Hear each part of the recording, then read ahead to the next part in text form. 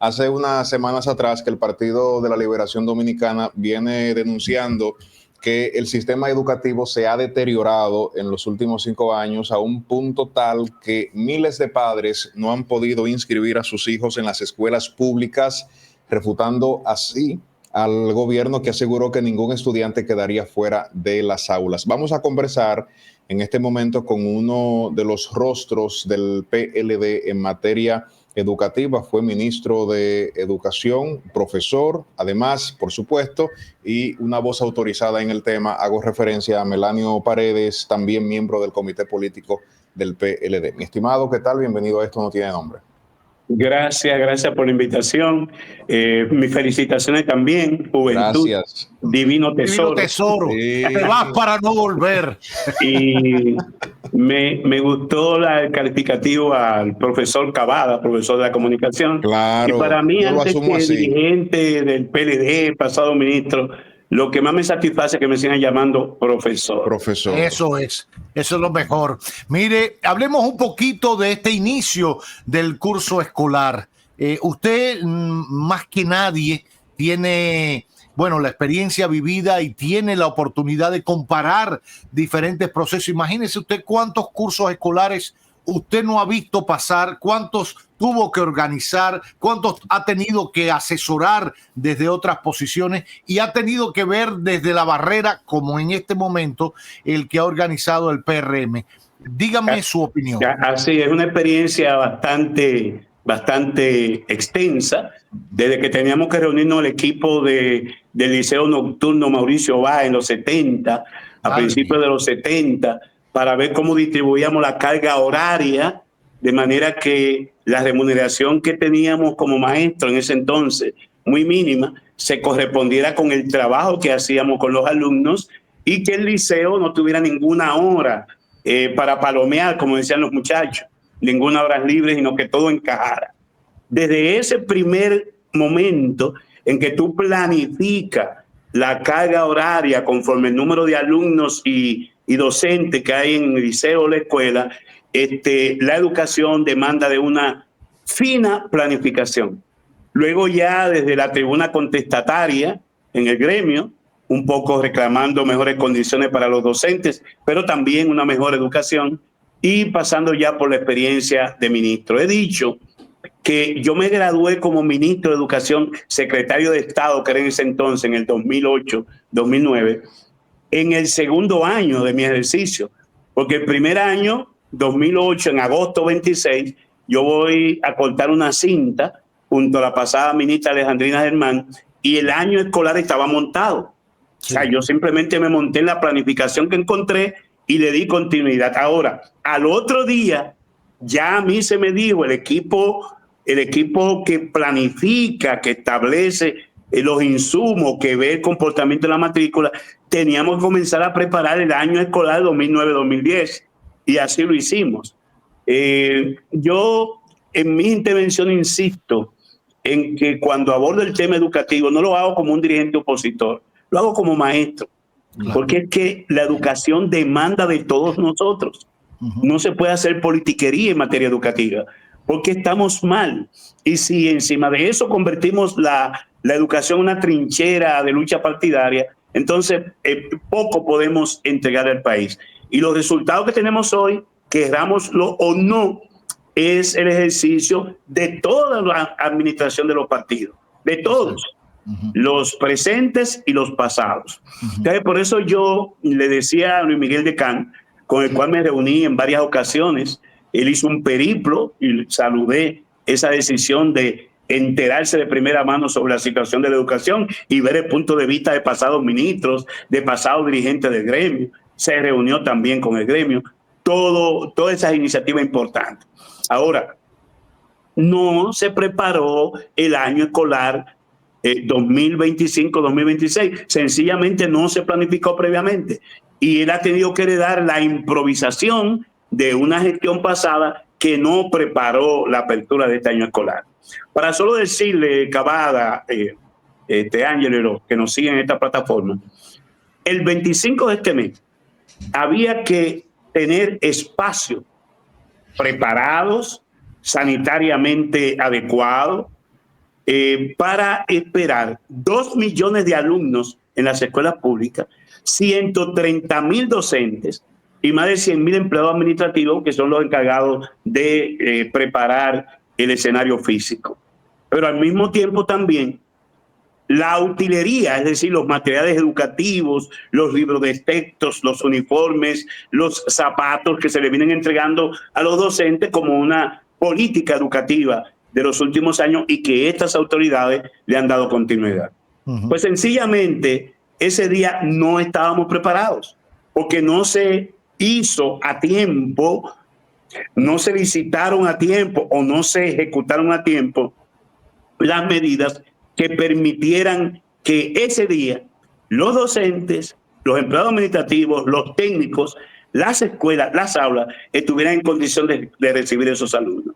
Se ha hecho un levantamiento en esta semana, tuvimos acceso a él, el sindicato se ha ocupado, ya en lugar de hablar por boca de ganso, como decimos, se hace levantamiento con lo que ha ocurrido en las 18 seccionales regionales del Ministerio de Educación.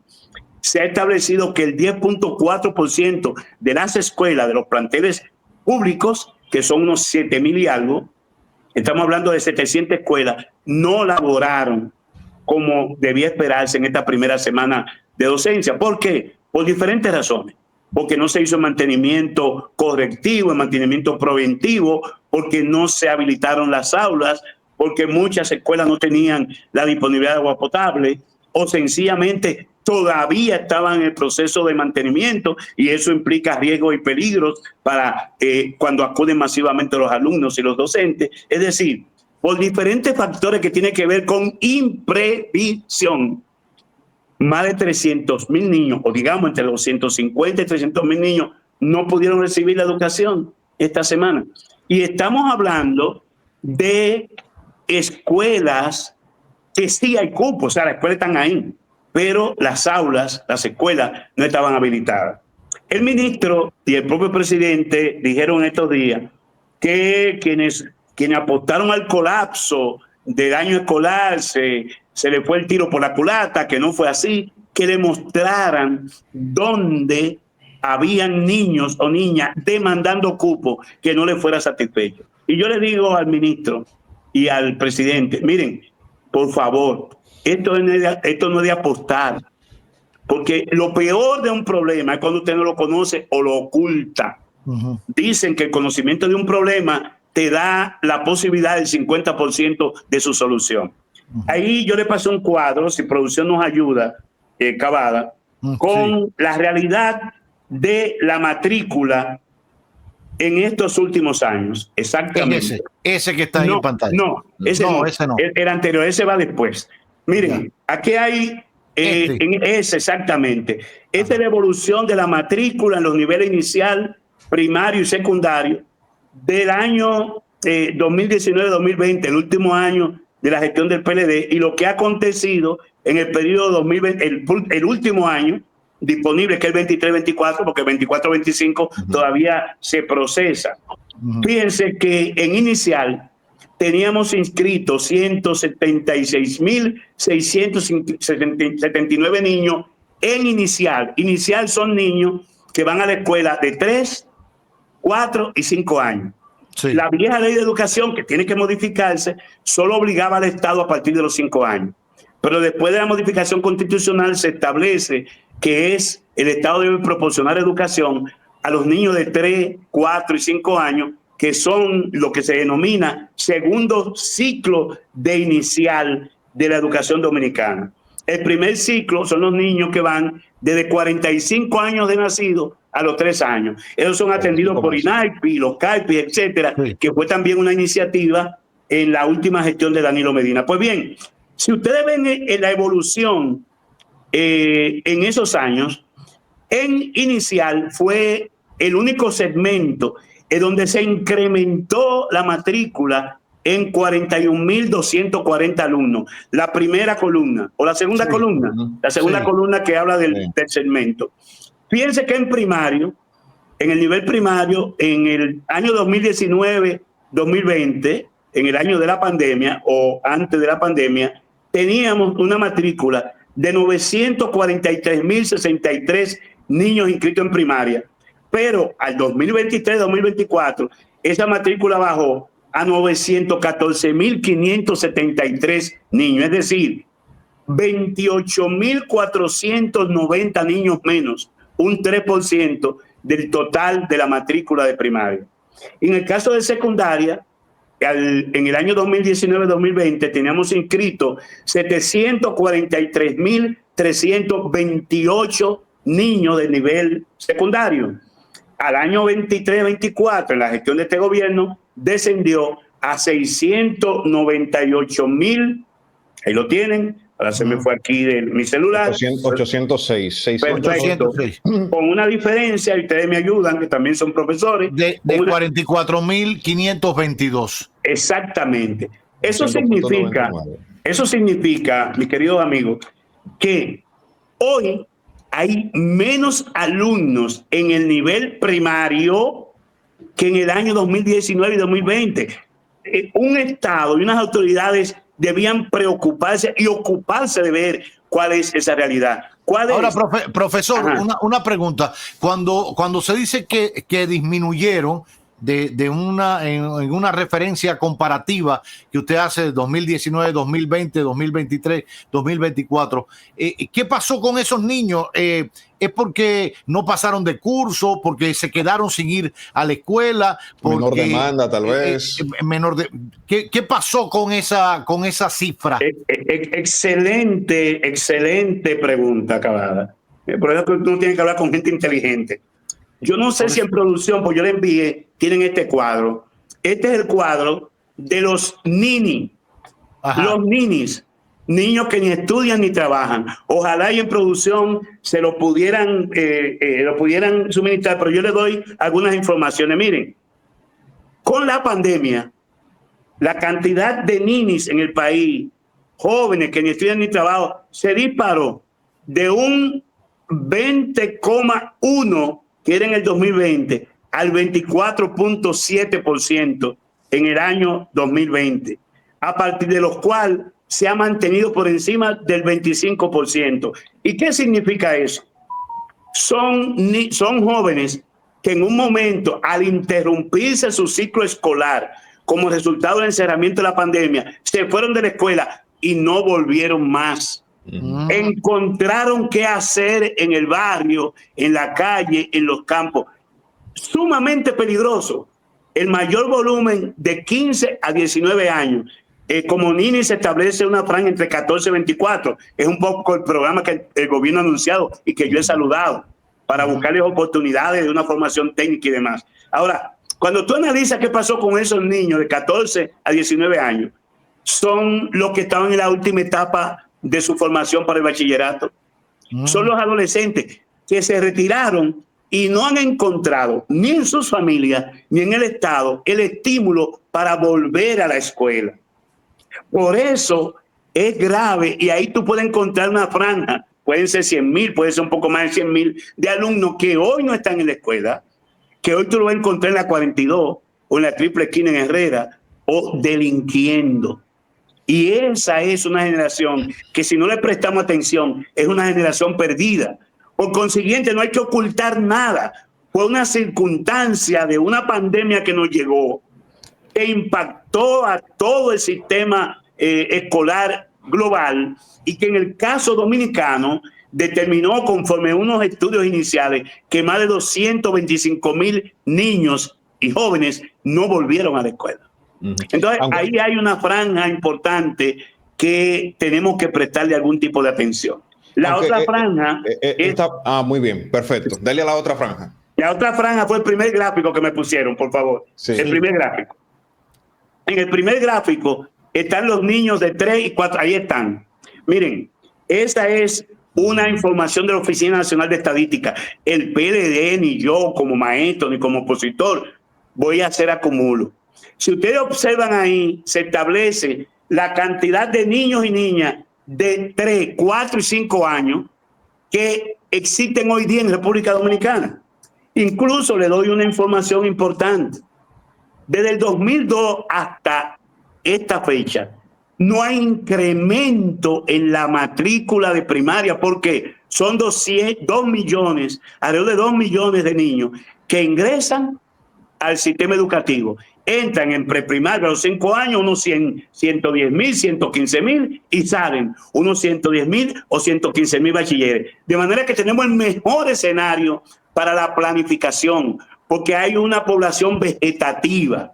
En los tiempos que nacimos Cavada y yo, nuestras madres tenían 6, 7 hijos. En los tiempos de Ángelo ahora, a lo mejor tenían 3 o 4. Sí. Ahora, estos muchachitos de ahora no tienen más de 2.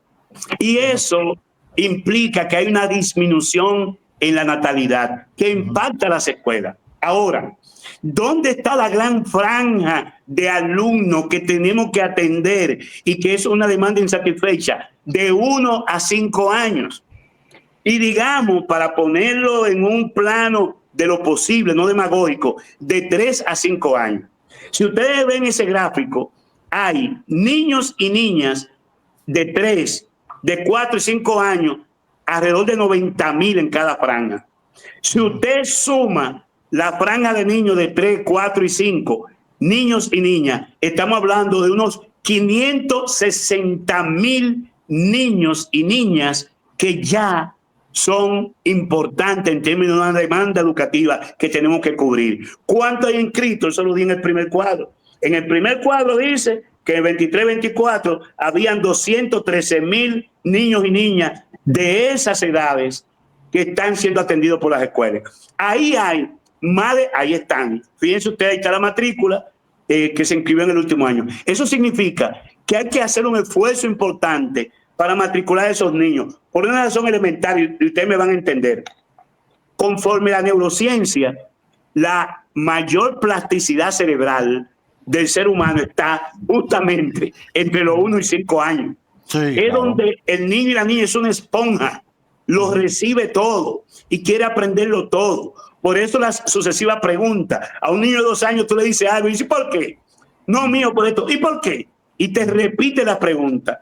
Dice Galeano que la educación fracasó cuando al niño y la niña entró a la escuela y en lugar de permitir que sean los niños que hagan la pregunta, comenzaron los maestros a preguntarle a los niños. Sería interesantísimo en términos del nuevo aprendizaje que nosotros permitamos que sean los niños que interroguen, que sean los niños que pregunten. Por eso la escuela debe atender esas edades y debe comenzar con esos paraísos que hay en cada escuela, que es el aula de inicial, que es un aula diferente, donde hay juegos. Los cubanos, yo estuve conociendo el sistema cubano, siendo ministro entre el año 2009, los cubanos, y Cavada lo sabe, dicen que los niños aprenden a esa edad jugando. Es jugando, no es con un profesor y un libro de texto, no, es jugando. Y cada experiencia de juego es un aprendizaje. Entonces, es muy lúdico. De hecho, en Cuba, esos niveles primarios se llamaban círculos infantiles. Así es. Así entonces, uno iba de chiquito allí, bueno, porque también había un criterio de que los padres trabajaran y que las madres fueran a trabajar la jornada escolar extendida de Danilo. Por eso se hizo un esfuerzo importante en los CAIPI, en el INAIPI. Entonces, el presidente, también tienen ustedes ahí un gráfico. Ahí hay una información del presidente Abinader. Sin producción, por favor, para que ustedes vean que yo no soy un opositor por un opositor. Hay un gráfico del presidente Abinader hablando de ese segmento poblacional que yo saludé públicamente. En el año 2022, sin producción, ahí está. El presidente Abinader, el 17 de agosto de 2022, planteó que era un esfuerzo de su gobierno, era una política de su gobierno, inscribir o a satisfacer la demanda de niños de 3 y 4 años. Yo saludé, yo dije que era tremenda iniciativa porque la educación debe centrarse en la estimulación temprana. Yo le digo a ustedes que el manganzón, el niño que sabe a los 6 años y no tuvo esa estimulación temprana, va a arrastrar lastre por el resto de su escolaridad y por su vida profesional cuando finalmente termine haciéndose profesional. Es ahí donde hay que hacer el mayor empeño y ya lo dice la neurociencia. O sea, es necesario que hagamos ese esfuerzo. Ahora, ese llamado del presidente se quedó en anuncio. Ustedes me preguntan por qué. ¿Saben por qué? ¿Por qué? Porque conforme al anuncio del presidente, en el Ministerio de Educación de ese entonces, en el año 22, se licitaron 2.000 aulas de inicial. Porque esos niños y niñas no se pueden recibir en cualquier aula. Claro. Lo ha dicho Cavada. Debe ser un espacio lúdico, con maestros o asistentes de maestros preparados para eso. Entonces, se licitaron 2.000 aulas. 2022, ustedes pueden investigarlo y pedir por acceso a información qué pasó con esa licitación. ¿Sabe cuántas aulas se hicieron entre el 2022 y este año 2025? 0 aulas. 0 aulas. Se quedó simplemente en el anuncio.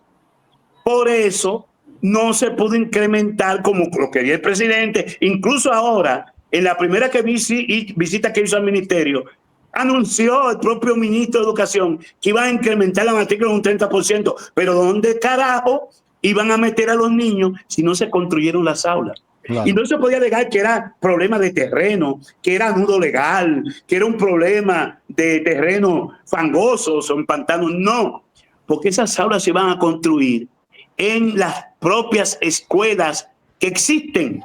Es decir, se iba a buscar un espacio en una escuela primaria completa que tienen buen espacio, tienen patio, y se iba a buscar un rinconcito donde construir esa aula inicial. No, y eso habla de ineficiencia. Por eso hemos demandado que este gobierno, más que anuncio, debe ocuparse de realizaciones, porque es donde ellos han reprobado.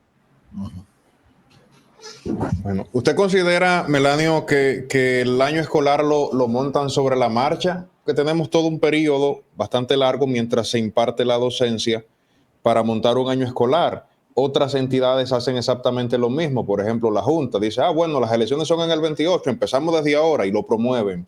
Así tiene que ser.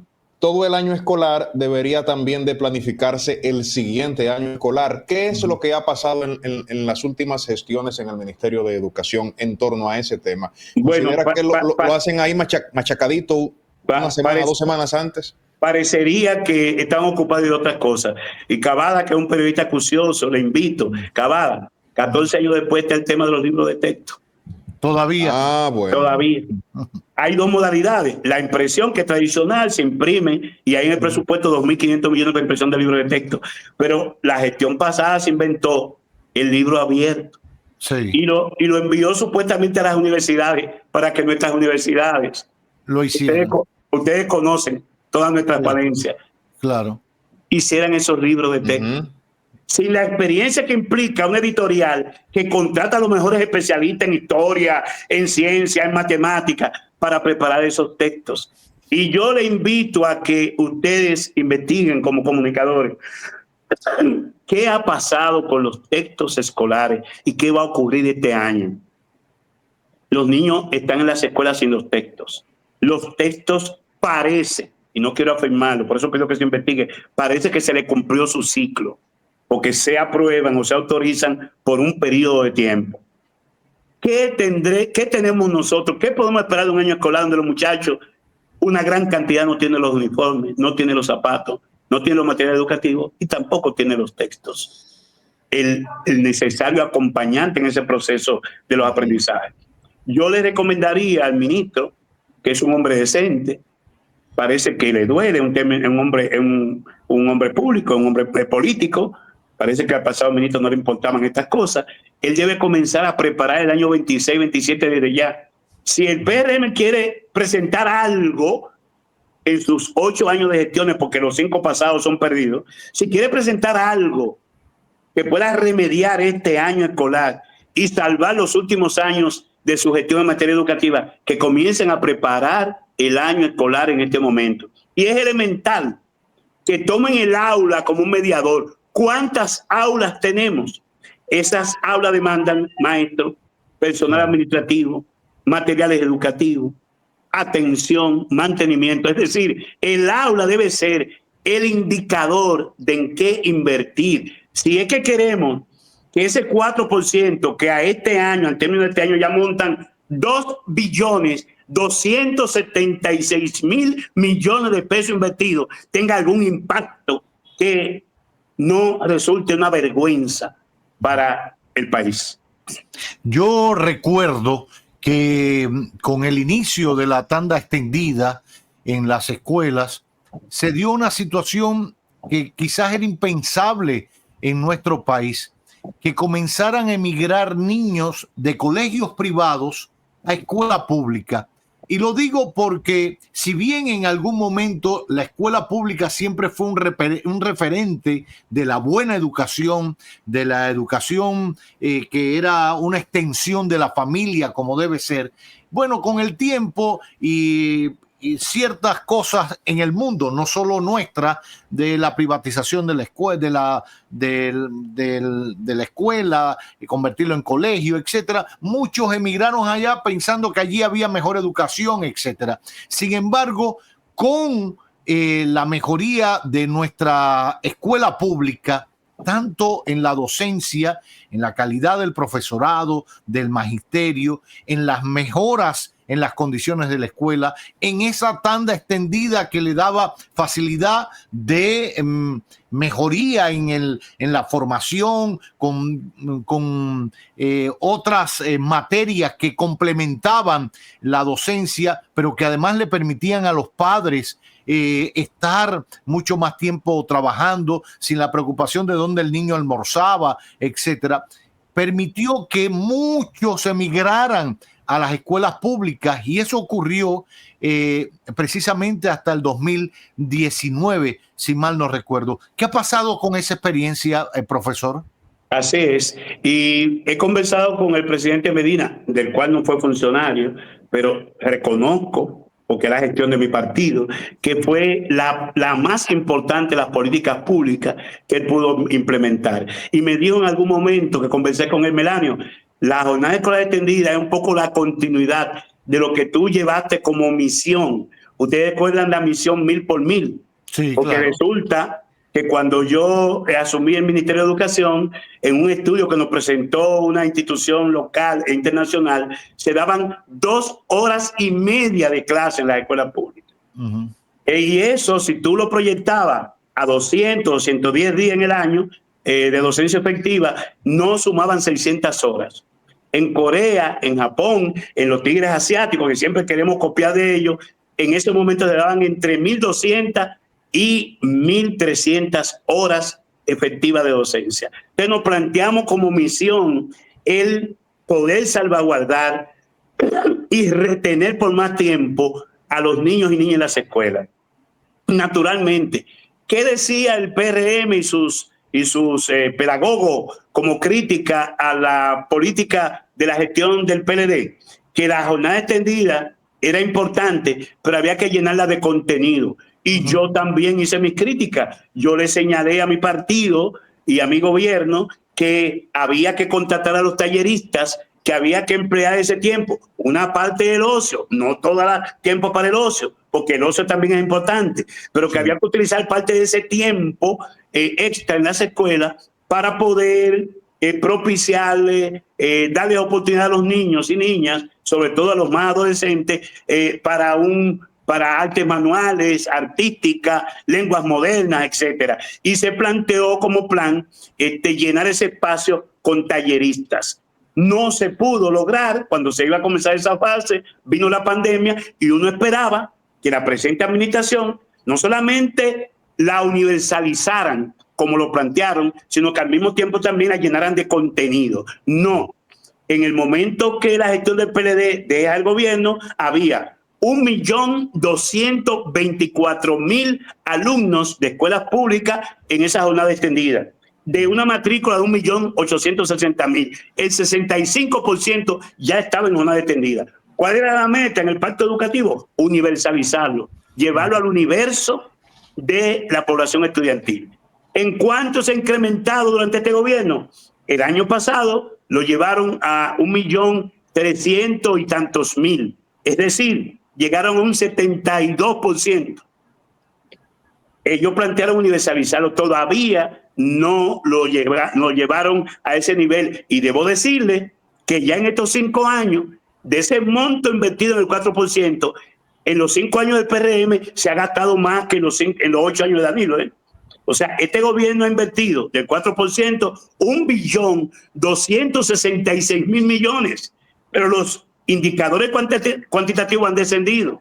Y eso no habla bien de eficiencia ni de la productividad de esos recursos. Entonces, es importante que, como nosotros denunciamos ahora, no se reduzcan, antes al contrario, no desaparezcan las jornadas extendidas, que se puedan ampliar y que se puedan mejorar en términos de la calidad de lo que se hace en ese tiempo en las escuelas. Importante, Cavada, porque esa posibilidad retenía los niños bajo el abandono, bajo la decepción y sobre todo dio oportunidad a que madres solteras, en un país en que tenemos un 40 y tanto % de hogares monoparentales, pudieran dejar a sus niños en las escuelas en lugar de dejarlo en el barrio palomeando, para entonces ellas poder producir riqueza con un trabajo parcial o un emprendedurismo, y así en la tarde ya reunirse con sus muchachos para parte de que implica la unidad familiar.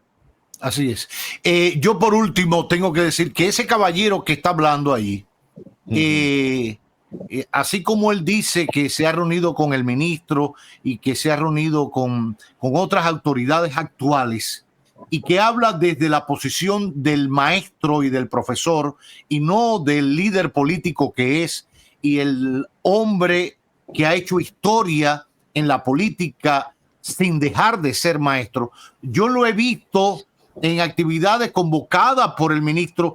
Se convocó una recientemente en el auditorio de la biblioteca, si mal no recuerdo, él con Alejandrina Germán, por ejemplo, participando de esa presentación donde el ministro convocaba a retomar un proceso ya abierto de educación, etcétera.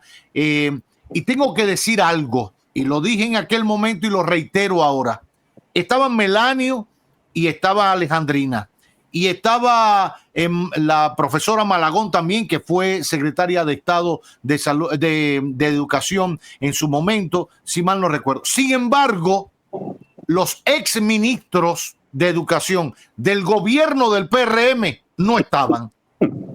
No más palabras, magistrado. Oigan las paradojas. Los opositores estaban, pero no como francotiradores ni nada por el estilo, participando. Incluso al final del evento llamaron al ministro para tomarse una foto con él. Los opositores, maestros de verdad, los exministros de Educación del PRM, que son corresponsables de lo bueno y de lo malo que se ha hecho en estos 5 años, no estaban en esa reunión con el ministro, y donde estaba la ADP y donde estaban directores de medios y estudiantes, y aquello fue tremendo.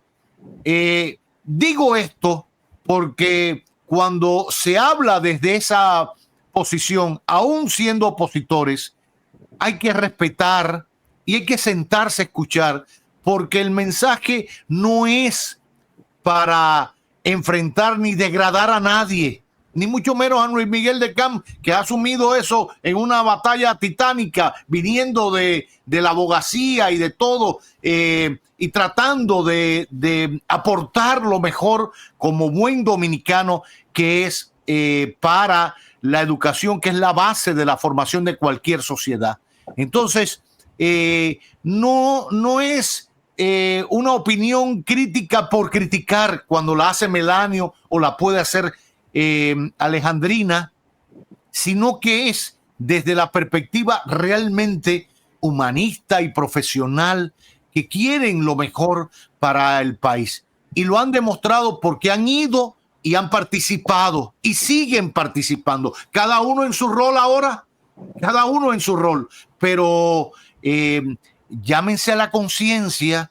Se lo digo a los PRMistas y a los que participan del proceso educacional actual en el ministerio como órgano rector.